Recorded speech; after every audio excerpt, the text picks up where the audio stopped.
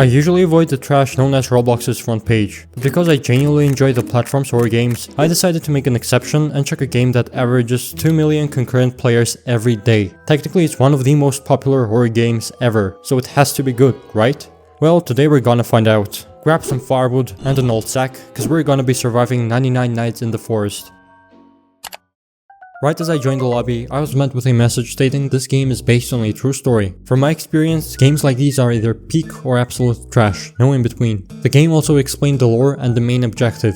Basically, 4 kids have gone missing in a forest full of hostile creatures. Our goal is to find and save all 4 of them before local cultists kill us. Moments later, the game hit me with its first jump scare, a pop-up selling me stuff for Robux. Getting an ad just a few seconds into the game was not a good sign, but I decided to ignore it and give the core gameplay a chance. I loaded into the game solo, thinking it would be easy to beat. Spoiler alert, I wasn't wrong, it just took me a while to figure out how its mechanics worked. I spawned in a camp with my inventory consisting of a sack and an axe. My first task was to chop down trees and fuel the campfire before it got dark. Somehow, not realizing that the sack is for storing loot, I proceeded to manually drag all the chopped wood for 10 minutes straight. This was so time consuming that by the time I started the fire and hunted some rabbits for food, it was already dark. Not long after, the game's big bad spawned, a 2-legged deer known as Wendigo. Honestly though, for a creepy cannibalistic demon, he sure does look goofy. Anyways, luckily for me, it feared light, so as long as I was near the fire, it couldn't get me. Now, because I didn't know how dangerous it was, I decided not to risk it and spent the rest of the night in the camp. The next day, I continued gathering fuel for the fire, when I finally discovered how to use the sack, and began stacking loot more efficiently. Later that day, a pelt trade arrived, who sold tools and weapons for specific pelts. Unfortunately, the first thing he requested was a bunny foot, and although by then I'd hunted a bunch of rabbits, I had no luck with getting one of those. Not wanting to risk having the fire get extinguished, I skipped the trader and went back to chopping trees before it got dark.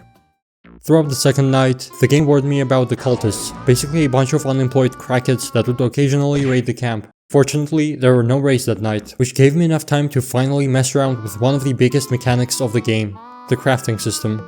So I can't craft these until I upgrade the crafting table, huh? I'm gonna need a lot of wood for the walls. Because sooner or later I was gonna get raided by the cultists, I wanted to quickly upgrade the crafting table to access new blueprints and build walls for defense. The issue was that I didn't have enough material for the upgrade, so I decided to spend the next day scavenging the forest for some loot. But little did I know the game had different plans for me.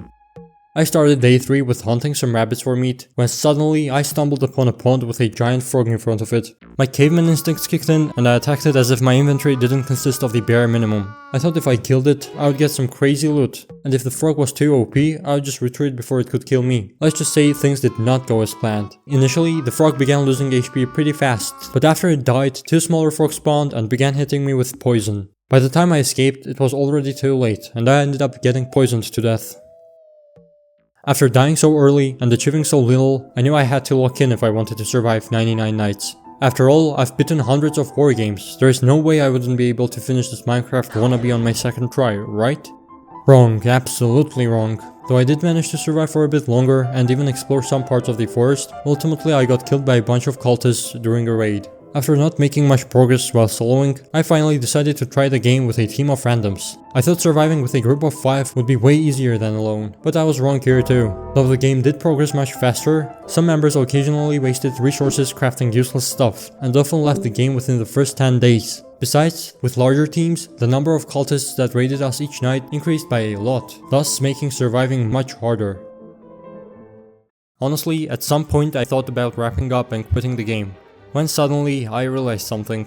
Although each of my previous attempts ended with a miserable loss, each of them made me a bit better at the game. If a few attempts ago I didn't know how to use the sack, now I could find and save the kids, upgrade the crafting table and simultaneously defeat waves of cultists. Besides, throughout those attempts I managed to earn a lot of gems, which I later used to buy one of the game's classes.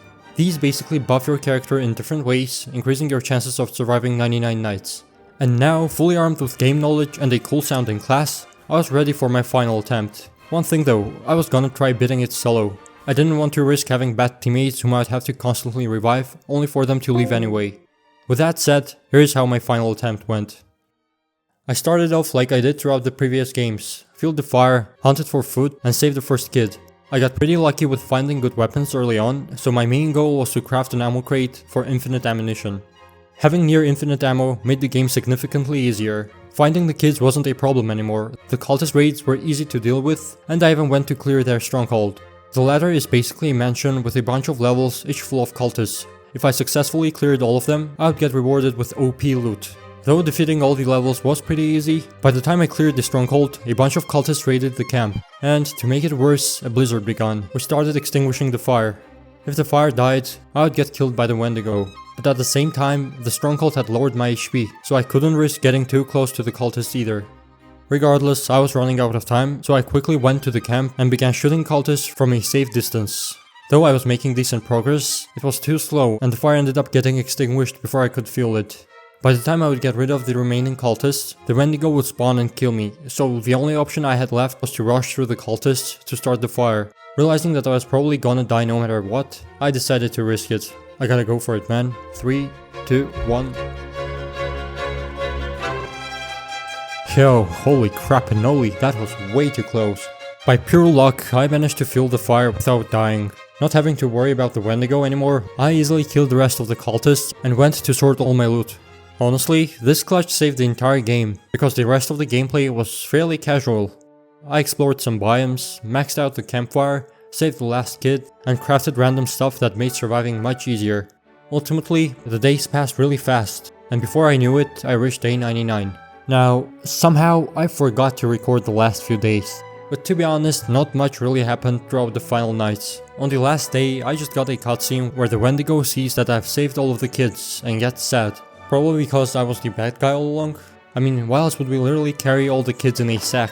Surprisingly, the game didn't end there, and I was given the option to continue playing. But I was already bored as hell, so I just took care of myself. I'm gonna be honest, the game wasn't as bad as I expected. Although the gameplay was kinda basic and repetitive, it definitely had some fun aspects too. Ultimately, 99 Nights in the Forest is proof that not all popular Roblox games are pure brain-rot gambling slop. Regardless, I think this game is overrated as fuck.